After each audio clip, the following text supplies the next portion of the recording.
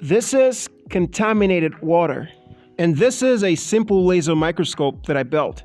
And with a setup like this, we have the ability to view what's going on inside this contaminated water. So guys, in this video, we're going to build a simple laser microscope that we can use to view the microscopic world. So please guys, be a part of our channel by clicking on that subscribe button, because in our next video, we're going to build the world's biggest lens. And if you're not subscribed to the channel, you will miss out. So hit that subscribe button and let's get started.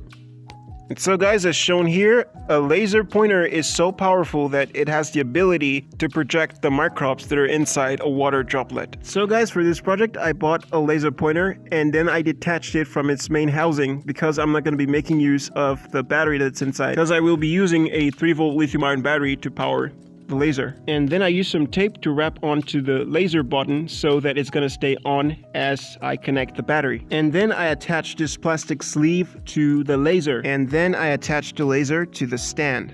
And just like that guys, the device is ready. And so guys, I dip the tip of the laser into the contaminated water and then I turn it on. And as you can see here, we have movement. So guys, as you can see, it is less visible to the camera, but I can see this clearly with my own eyes.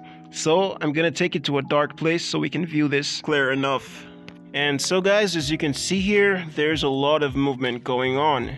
And so guys, do not forget, in our next video, we're gonna build the world's biggest lens. So be a part of our channel by clicking on that subscribe button and stay tuned for the next video. And if you're not subscribed to the channel, you will miss out. So hit that subscribe button, stay creative, and stay safe. Goodbye.